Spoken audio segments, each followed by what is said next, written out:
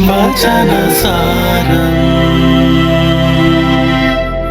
വചനസാരം.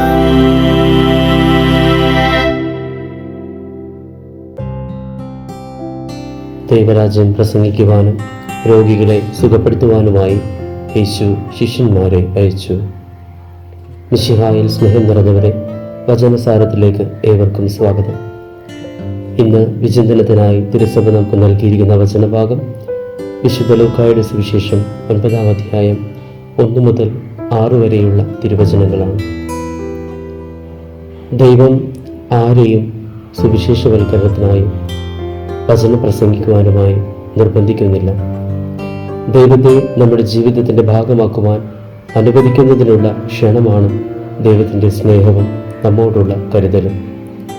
യേശുവിൻ്റെ ശിഷ്യന്മാർ അവരെ സ്വാഗതം ചെയ്തില്ലെങ്കിൽ അവർ മുന്നോട്ട് പോകും. ശത്രുത കാലിൽ പൊടി പോലെ പറ്റിപ്പിടിച്ച് നമ്മുടെ യാത്രയെ കൂടുതൽ തടസ്സപ്പെടുത്തുമെന്ന് ക്രിസ്തുനാഥൻ പറയുന്നു. നമ്മുടെ വ്യക്തി ജീവിതവും അങ്ങനെ തന്നെ. നമ്മിൽ നിന്ന് മറ്റൊരാളിലേക്കും മറ്റൊരാളിൽ നിന്ന് നമ്മോടുമുള്ള ശത്രുതയും വിരോധവും വേദനയും ഉപേക്ഷിക്കുവാൻ പ്രാർത്ഥന നമ്മെ ക്ഷണിക്കുന്നു. നാം പ്രാർത്ഥിക്കുമ്പോൾ എപ്പോഴും പ്രത്യാശയുടെയും സ്വാതന്ത്ര്യത്തിൻ്റെയും ഭാവിയുണ്ട്.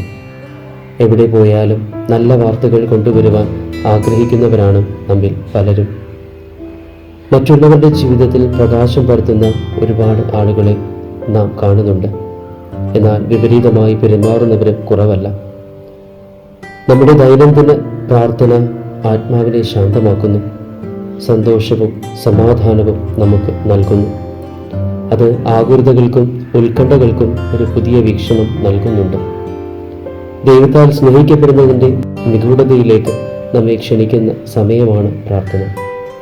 വചനം പങ്കുവയ്ക്കുവാനും സൗഖ്യം നൽകുവാനും അടിച്ചമർത്തപ്പെട്ടവർക്ക് സ്വാതന്ത്ര്യം പ്രഖ്യാപിക്കുവാനും കരുത്ത് പകരുവാനും ജീവൻ നൽകുവാനും നിത്യസൗഭാഗ്യം സ്വന്തമാക്കുവാനും ദൈവം നമ്മെ ക്ഷണിക്കുന്നു.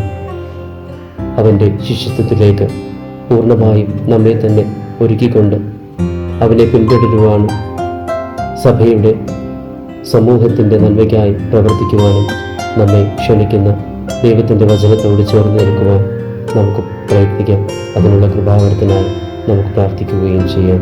ദൈവം നമ്മെ സമൃദ്ധമായി അനുഗ്രഹിക്കുമാറാകട്ടെ. വചനസാരം വചനസാരം.